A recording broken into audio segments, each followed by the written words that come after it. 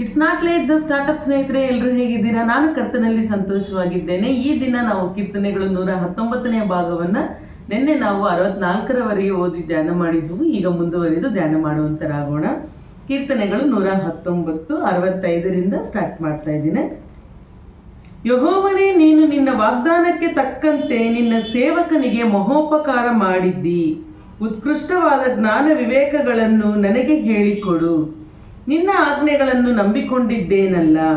ಕಷ್ಟಾನುಭವಕ್ಕಿಂತ ಮುಂಚೆ ತಪ್ಪಿ ಹೋಗುತ್ತಿದ್ದೆನು. ಈಗಲಾದರೂ ನಿನ್ನ ನುಡಿಗಳನ್ನು ಕೈಕೊಳ್ಳುತ್ತೇನೆ. ನೀನು ಒಳ್ಳೆಯವನು, ಒಳ್ಳೆಯದನ್ನು ಮಾಡುವವನೂ ಆಗಿದ್ದಿ. ನಿನ್ನ ನಿಬಂಧನೆಗಳನ್ನು ನನಗೆ ಬೋಧಿಸು. ಗರ್ವಿಷ್ಠರು ನನಗೆ ವಿರೋಧವಾಗಿ ಸುಳ್ಳು ಕಲ್ಪಿಸಿದ್ದಾರೆ. ನಾನಾದರೂ ಪೂರ್ಣ ಮನಸ್ಸಿನಿಂದ ನಿನ್ನ ನೇಮಗಳನ್ನು ಕೈಕೊಳ್ಳುವೆನು. ಕೊಬ್ಬಿನಂತೆ ಅವರ ಬುದ್ಧಿ ಮಂದವಾಯಿತು. ನಾನಾದರೂ ನಿನ್ನ ಧರ್ಮಶಾಸ್ತ್ರದಲ್ಲಿ ಉಲ್ಲಾಸ ಪಡುತ್ತೇನೆ. ಕಷ್ಟಾನುಭವವು ಹಿತಕರವಾಯಿತು. ಆದುದರಿಂದಲೇ ನಿನ್ನ ನಿಬಂಧನೆಗಳನ್ನು ಕಲಿತೆನು. ನೀನು ಉಸಿರಿದ ಧರ್ಮಶಾಸ್ತ್ರವು ಸಾವಿರಾರು ಚಿನ್ನ ಬೆಳ್ಳಿಯ ನಾಣ್ಯಗಳಿಗಿಂತಲೂ ಅತಿ ಪ್ರಿಯವಾಗಿದೆ. ನಿನ್ನ ಕೈಗಳು ನನ್ನನ್ನು ರೂಪಿಸಿ ನಿಲ್ಲಿಸಿದವು. ನಿನ್ನ ಆಜ್ಞೆಗಳನ್ನು ಕಲಿಯುವುದಕ್ಕೆ ನನಗೆ ಬುದ್ಧಿಯನ್ನು ಕೊಡು. ನಿನ್ನಲ್ಲಿ ಭಯಭಕ್ತಿಯುಳ್ಳವರು ನನ್ನನ್ನು ನೋಡಿ ಸಂತೋಷಿಸಲಿ. ನಾನು ನಿನ್ನ ವಾಕ್ಯವನ್ನೇ ನಿರೀಕ್ಷಿಸಿಕೊಂಡಿದ್ದೇನಲ್ಲ. ಯೆಹೋವನೇ, ನಿನ್ನ ವಿಧಿಗಳು ನೀತಿಯುಳ್ಳವುಗಳಾಗಿವೆ. ಯೆಹೋವನೇ, ನಿನ್ನ ವಿಧಿಗಳು ನೀತಿಯುಳ್ಳವುಗಳಾಗಿವೆ ಎಂದು ನೀನು ನಂಬಿಕೆಯಿಂದಲೇ ನನ್ನನ್ನು ಕುಗ್ಗಿಸಿದ್ದಿ ಎಂದು ತಿಳಿದುಕೊಂಡಿದ್ದೇನೆ. ನಿನ್ನ ಸೇವಕನಿಗೆ ನುಡಿದ ಪ್ರಕಾರ ನನ್ನ ಸಮಾಧಾನಕ್ಕೋಸ್ಕರ ಕೃಪೆಯನ್ನು ದಯಪಾಲಿಸು. ನಾನು ಬದುಕುವಂತೆ ನಿನ್ನ ಕರುಣೆಯು ನನಗೆ ದೊರೆಯಲಿ. ನಿನ್ನ ಧರ್ಮಶಾಸ್ತ್ರವೇ ನನ್ನ ಆನಂದವಾಗಿದೆ. ಗರ್ವಿಷ್ಠರು ಮಾನಭಂಗ ಹೊಂದಲಿ. ಅವರು ಮೋಸದಿಂದ ನನಗೆ ಕೇಡು ಮಾಡಿದ್ದಾರೆ.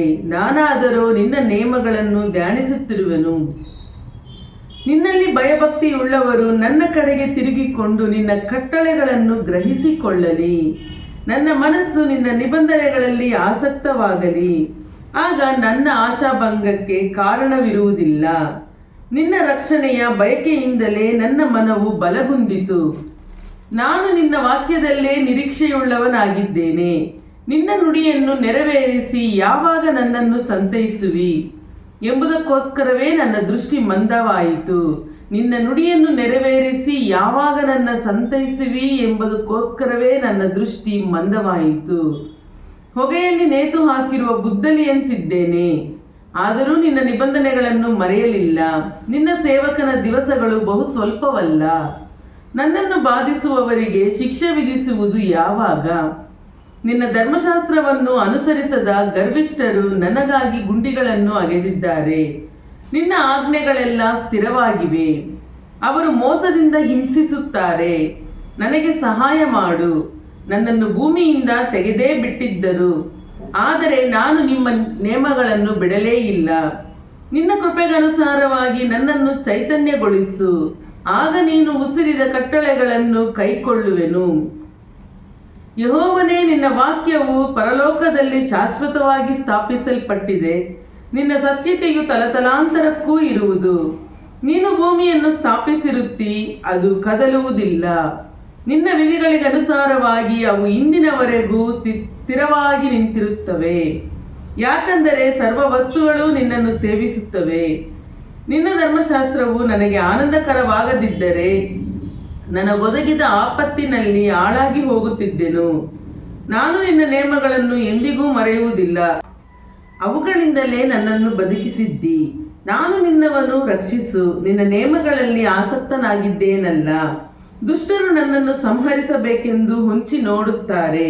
ನಾನು ನಿನ್ನ ಕಟ್ಟಳೆಗಳನ್ನೇ ಲಕ್ಷಿಸಿಕೊಂಡಿರುವೆನು. ಎಲ್ಲ ಸಂಪೂರ್ಣತೆಗೂ ಮೇರೆಯುಂಟೆಂದು ಬಲ್ಲೆನು. ಆದರೆ ನಿನ್ನ ಆಜ್ಞಾಶಾಸನವು ಅಪಾರವಾದದ್ದು. ಹಲ್ಲೆಲೂಯ. ದೇವರ ಪರಿಶುದ್ಧ ನಾಮಕ್ಕೆ ಸ್ತೋತ್ರವಾಗಲಿ. ಕೀರ್ತನೆಗಳು ಇವತ್ತು ನಾವು 119ನೇ ಭಾಗದಲ್ಲಿ 65ರಿಂದ 95 ವಾಕ್ಯವನ್ನು ನಾವು ಓದಿ ಧ್ಯಾನ ಮಾಡಿದ್ದೇವೆ.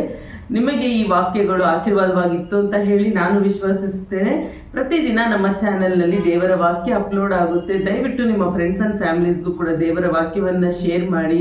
ಯಾರೋ ಒಬ್ಬರನ್ನ ಇದು ಸಂತೈಸಿದ್ರು ಕೂಡ ಅದು ನಮ್ಮ ಒಂದು ದೊಡ್ಡ ಸೇವೆ ಅಂತ ಹೇಳಿ ನಾನು ಖುಷಿ ಪಡ್ತೇನೆ.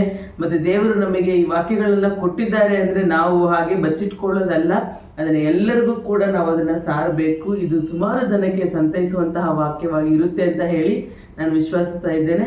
ನೀವೇನಾದರೂ ನಮ್ಮ ಚಾನಲ್ನ ಮೊದಲ ಬಾರಿಗೆ ನೋಡ್ತಾ ಇದ್ದರೆ ದಯವಿಟ್ಟು ಚಾನಲ್ನ ಸಬ್ಸ್ಕ್ರೈಬ್ ಮಾಡ್ಕೊಳ್ಳಿ. Thanks for watching. God bless you. Have a good day.